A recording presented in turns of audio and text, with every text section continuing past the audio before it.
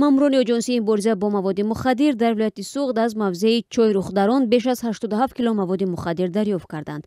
مسئولان اجنسی کشف این مقدار مواد مخدر را تصدیق کرده، اما از گفتن جزئیات آن خودداری ورزیدند. نوبتدار ریاست اجنسی مبارزه با مواد مخدر در ولایت سوغد به رادیو زاده گفت مواد مخدر از 87 کیلو 500 گرم بانگدانه عبارت بوده از موضع چای رخدران شهر گلستان یافت شد و مصادره گردید.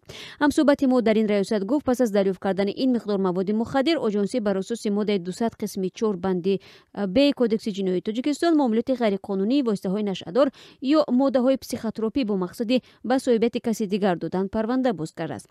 تا به حال شخصیت قاچاقبر معلوم نیست. پرونده از روی این حالت با شده تفتیشات ادامه دارد، گفتند در ریاست اجنسی در ولایت سوخت. ضمناً قاچاقبران راه و اصولهای نوی انتقال مواد مخدر را کشف میکنند. تا کنون مقامات از انتقال مواد مخدر در داخل چهارمغز، کرم و یا استفاده از درونها خبر داده بودند. بنا به آمار انتشار کرده اجنسی مبارزه با مواد مخدر، هر سال در تاجیکستان از 800 تا 1000 جنایت‌های وابسته به مواد نشادار آشکار شده، از معاملات غیرقانونی تا 7 تن مواد مخدر مصادره کرده می شود.